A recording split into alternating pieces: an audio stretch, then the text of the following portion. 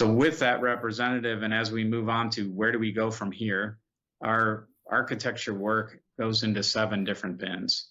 First, we're working right now integrating the objectives that you will see and that Spuds talked about to perform a gap analysis.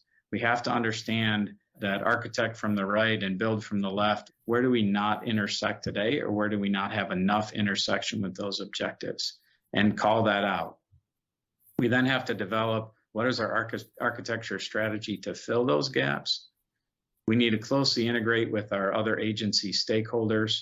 I talked about space technology, but as our forefront, the Science Mission Directorate.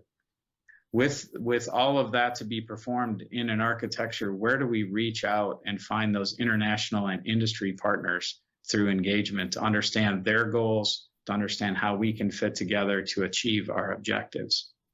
We then take and mature our options in the architecture, and you'll hear some more about that timing. We need to then begin to formulate what future architecture elements do we need. I talked about a surface hab, a transit hab. We need to formulate those, lay those into our budget, and begin that development when we can afford it, but when it meets the timing of the architecture that we've laid out. And then we need to make sure that we're continuing our evaluation of getting to that annual cadence, because that annual cadence gets us to our goals quicker before we can move on to Mars. And we need to align our programs and our performance to get there. So let me turn it back over to Spuds to define the way ahead. Okay, thanks, Jim. So to finish up, we'll talk about the way ahead here.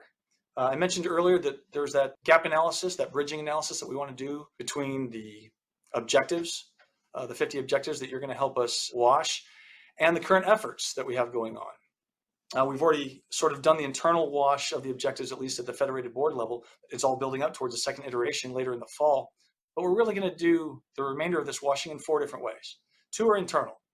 One, internal at NASA, is to solicit inputs from the broader NASA workforce. The other internal process we're going to use is to do that gap analysis I mentioned before at the federated board, where we're looking through the lens of those objectives at our current efforts and look for the potential disconnects there. That's all stuff that Jim Free and his team would be doing if the federated board doesn't exist. But since we do have that leadership there across the mission directorates who can help reach consensus on things such as this, we're doing it to help Jim get a head start as he does the refinement process this summer. But the other 2 sources of washing of those objectives comes in the form of our partnerships, the rest of you, the international partners and the industry partners.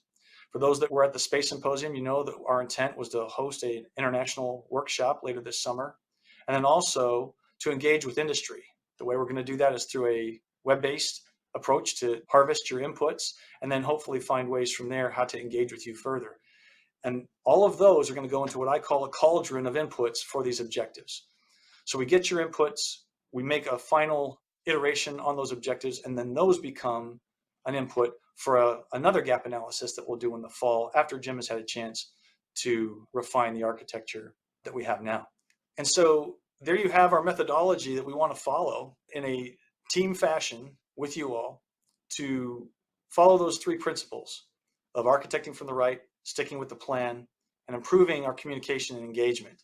We feel that if we do that, we will not only achieve our goal that we were charged with achieving, but we'll also accomplish all of those motivations that our citizens and the folks in our organizations had from when we started.